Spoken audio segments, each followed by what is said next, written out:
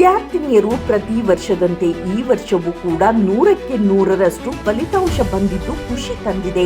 ಪರೀಕ್ಷೆಯಲ್ಲಿ ಅತಿ ಹೆಚ್ಚು ಅಂಕ ಪಡೆದು ಶಾಲೆಯ ಕೀರ್ತಿಯನ್ನು ಹೆಚ್ಚಿಸಿದ ಕೀರ್ತಿ ಇವರಿಗೆ ಸಲ್ಲುತ್ತದೆ ಎಂದು ಶಾಸಕ ಜಿಎಸ್ ಪಾಟೀಲ್ ಹೇಳಿದರು. ಪಟ್ಟಣದ ವೀರರಾಣಿ ಕಿತ್ತೂರು ಚೆನ್ನಮ್ಮ ಬಾಲಕಿಯರ ಪ್ರೌಢಶಾಲೆಯಲ್ಲಿ 2024-25ನೇ ಸಾಲಿನ ಎಸ್ಎಸ್ಎಲ್ಸಿ ಪರೀಕ್ಷೆಯಲ್ಲಿ ಪ್ರತಿಶತ 100ಕ್ಕೆ 100ರಷ್ಟು ಫಲಿತಾಂಶಕ್ಕೆ ಭಾಜನರಾದ ವಿದ್ಯಾರ್ಥಿನಿಯರಿಗೆ ಶಾಸಕ ಜಿಎಸ್ ಪಾಟೀಲ್ ಅಭಿನಂದನಾ ಪ್ರಮಾಣ ಪತ್ರ ವಿತರಿಸಿದರು.